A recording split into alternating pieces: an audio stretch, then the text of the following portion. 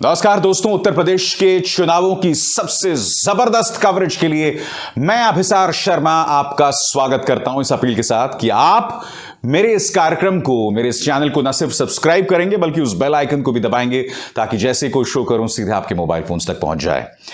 तो भारतीय जनता पार्टी उत्तर प्रदेश के चुनाव साम दाम दंड भेद से जीतना चाहती है और उसके लिए मैं आपका ध्यान दो चीजों की तरफ खींचूंगा। सबसे पहले आपकी स्क्रीन पर मुख्यमंत्री आदित्यनाथ का यह बयान, जिसमें उन्होंने कहा है कि यह मुकाबला 80% बनाम 20% है। 80% जिनके अंदर सकारात्मक ऊर्जा है, 20 जिनके अंदर नकारात्मक ऊर्जा है। हालांकि उन्होंने हिंदू मुस्लिम का नाम नहीं लिया, मगर चैनल पूरी तरह से लग चुका है यह साबित करने के लिए कि मुख्यमंत्री आदित्यनाथ ने दरअसल 80% हिंदू और 20% मुसलमानों में मुकाबले की बात कही। मैं दो बातें कहता हूं। सबसे पहले, मुख्यमंत्री आदित्यनाथ, क्या जीत के लिए कोई और रास्ता नहीं है आपके पास? क्या अब भी आप बगैर हिंदू मुस्लिम किए नहीं जीत सकते? आचार संहिता की घोषणा को अभी कुछ ही देर हुई है और उसमें आप एक तरह से घोर सांप्रदायिक सोच और उन्माद फैलाना आपने शुरू कर दिया।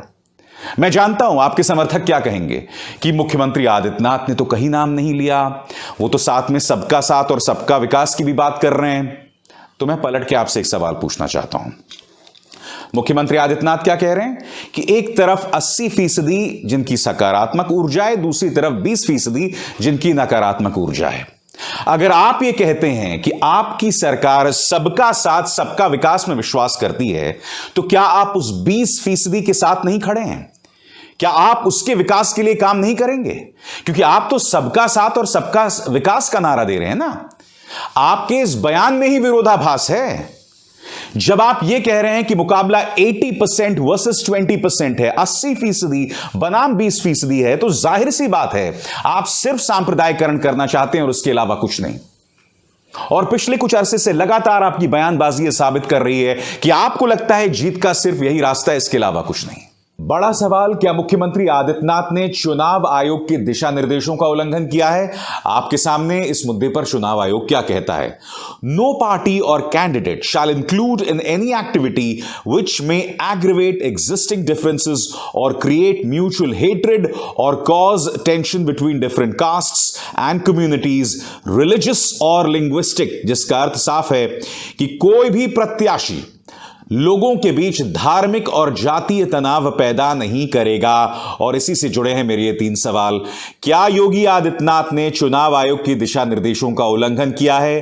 क्या आदित्यनाथ बार बार समाज में तनाव पैदा करने का प्रयास कर रहे हैं?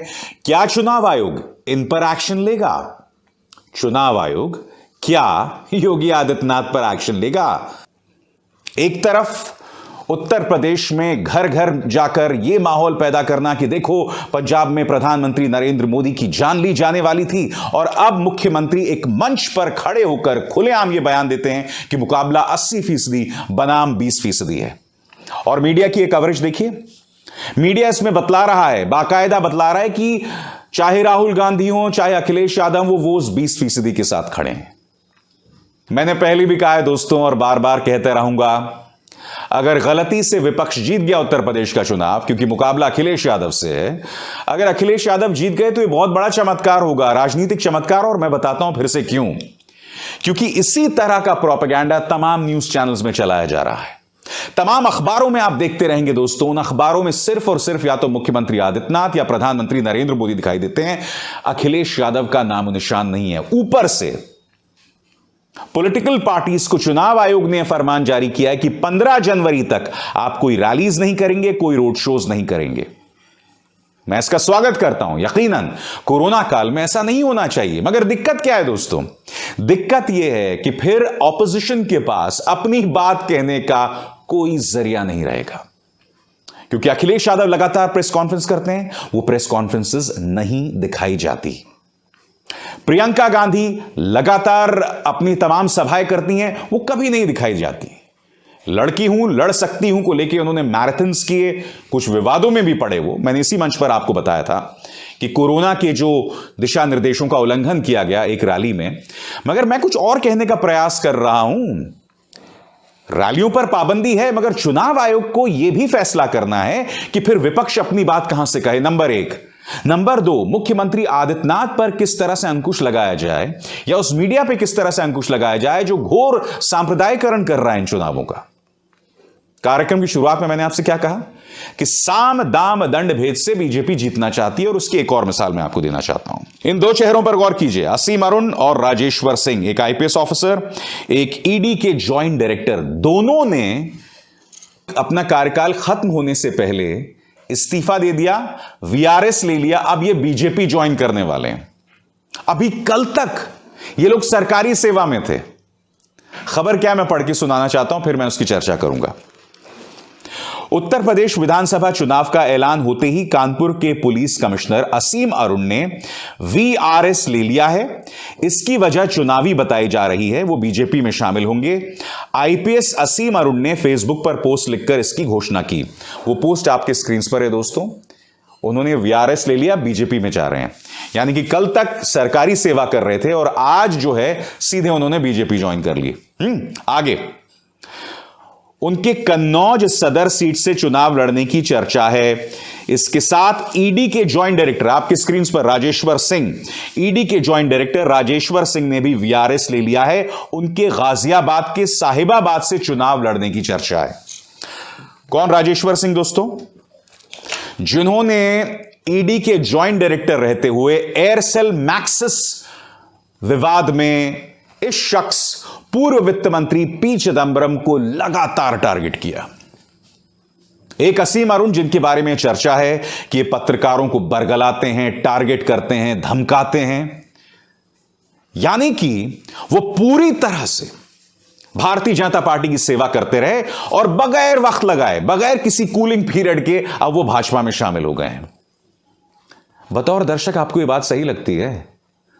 अब जब मैं वो सवाल लगातार आपके सामने उठाता था कि कुछ नौकरशाह जो हैं वो बीजेपी के पार्टी वर्कर्स की तरह काम कर रहे हैं, तब आप में से कई लोगों को बुरा लगता था। फिर ये क्या मिसाल है? क्या राजेश्वर जी और असीम अरुण साहब को थोड़ी सी भी लज्जा नहीं आती? कम से कम 1-2 साल तो बिता देते। आपको चुनाव लड़ने की इतनी भूख थी, इतनी जल्दी थी कि आपने वक्त से पहले रिटायरमेंट ले लिया और आप बीजेपी ज्वाइन कर रहे हैं, अब चुनाव लड़ेंगे। गजब है। मैं आपको बतलाना चाहूंगा दोस्तों, समाजवादी पार्टी ने 3 नौकरशाहों के बारे में एक खत लिखा है और अखिलेश यादव ने करारा हमला बोला है। समाजवादी पार्टी ने किन लोगों को टारगेट किया है वो चेहरे आपके स्क्रीन पर हैं। अवनीश अवस्थी जो कि उप मुख्य सचिव हैं, नवनीत सहगल अतिरिक्त मुख्य सचिव सूचना, श्री प्रशांत कुमार जो कि एडीजी लॉ एंड ऑर्डर हैं, और अमिताभ यश एडीजी पद पर कार्यरत हैं। समाजवादी पार्टी कह रही कि ये तमाम लोग जो हैं वो भाजपा के कार्यकर्ताओं के तौर पर काम कर रहे हैं, और इसमें दो राय नहीं है। मुझे आपको बतलाने की जरूरत नहीं है कि अवनीश अवस्थी वो शख्स हैं जिन्होंने नागरिकता बिल के खिलाफ जो आंदोलन हुआ था, बहुत कड़ाई का निर्देश उन्होंने उत्तर प्रदेश पुलिस को दिया था, और उसका नतीजा था बेरहमी से कई लोगों को मौत के घाट उतार दिया गया था, जो लोग नागरिकता बिल के खिलाफ प्रदर्शन कर रहे थे। यही नहीं, उन्होंने इस सरकार के आलोचकों के खिलाफ एफआईआर दर्ज करने की मुहिम की। यही नहीं, हाथरस में जब गुड़िया पर जो अत्याचार हुआ, उसका बलात्कार, उसके बाद हत्या, और रातों रात उसके शव को पेट्रोल छिड़क के जला दिया गया, इसके पीछे भी सोच अवनीश अवस्थी की थी। नवनीत सहगल, एक तस्वीर आपको याद होगा, बहुत पहले मैंने आपको दिखाई थी। नवनीत सहगल मंच पर खड़े होकर योगी आदित्यनाथ की फोटो ले रहे हैं, एक प्रेस फोटोग्राफर या एक पार्टी के कार्यकर्ता के तौर पर। तो आज की तारीख में अगर यह खत लिखकर समाजवादी पार्टी कह रही है कि ये लोग कार्यकर्ताओं की तरह काम कर रहे हैं, तो कौन सा गलत कह रहे हैं बताइए? Law and order AGD Prashant Kumar कौन है? ये वही शख्स है जब हाथरस में गुड़िया के साथ दुष्कर्म और फिर उसकी हत्या होती है तो जांच रिपोर्ट आने से पहले ही कह देते हैं नहीं साहब, उनका रेप नहीं हुआ था। उन्होंने कह दिया नहीं साहब, कोई बलात्कार नहीं हुआ था और ये फजूल का मामला है। बाद में इलाहाबाद हाईकोर्ट ने फटकार लगाई थी लॉ एंड ऑर्डर एडीजी को और प्रशांत कुमार से कहा था क्या तुम इसी तरह से अपनी बेटी का भी शव रात में जला देते अगर उसके साथ ऐसा होता? सीबीआई की रिपोर्ट आती है और उसमें यह पुष्टि हो जाती है कि उसके साथ दुष्कर्म हुआ था और बाद में उसकी हत्या कर दी गई थी। इस तरह से नौकरशाह काम कर रहे हैं, तो समाजवादी पार्टी आज की तारीख में मुद्दा उठा रही है तो कौन सा गलत कह रही है? अब इसको आपको जोड़ के देखना पड़ेगा असीम अरुण और राजेश्वर सिंह को। जब ये लोग पद पर बने रहे तो ये ऐसा काम करते रहे जिससे भारतीय जनता पार्टी को मदद मिलती रही, चाहे वो ईडी का हिस्सा थे, चाहे वो पुलिस का हिस्सा थे। अब वो चुनाव लड़ने जा रहे हैं। कोई भी व्यक्ति, चाहे आप इस पार्टी के समर्थक भी हों, उनके दिमाग में भी तो ये बात कौंधनी चाहिए कि भाई सरकारी मर्यादाएं होती हैं, नौकरशाही अफसरशाही को लेकर कुछ मर्यादाएं होती हैं, इन्होंने उसको धराशायी कर दिया है। आजाद भारत के इतिहास में ऐसे कई मौके रहे हैं जब ब्यूरोक्रेट्स ने इस्तीफा देकर पॉलिटिकल पार्टी को ज्वाइन किया, या आईपीएस ऑफिसर्स ने पॉलिटिकल पार्टी को ज्वाइन किया, मगर यहां बेशर्मी से वक्त से पहले इस्तीफा देना और चुनाव लड़ने के लिए जो है लाइन में खड़े हो जाना। और अवनीश अवस्थी के बारे में भी कहा जा रहा है कि रिटायर होकर ये भाजपा के टिकट पर ही चुनाव लड़ेंगे, या मुझे ताज्जुब नहीं होगा कि वो इसी चुनाव में मैदान में ना उतर जाएं, कोई भरोसा नहीं है। इसलिए आपको समझना पड़ेगा दोस्तों कि विपक्ष का रास्ता कितना मुश्किल है, क्योंकि मीडिया, ब्यूरोक्रेसी, पुलिस इस कदर भारतीय जनता पार्टी के हां में हां मिलाकर चल रही है, उनके साथ है।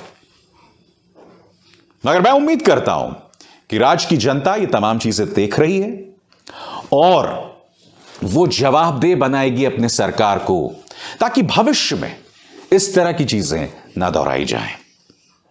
अभिसार शर्मा को दीजिए इजाजत। नमस्कार।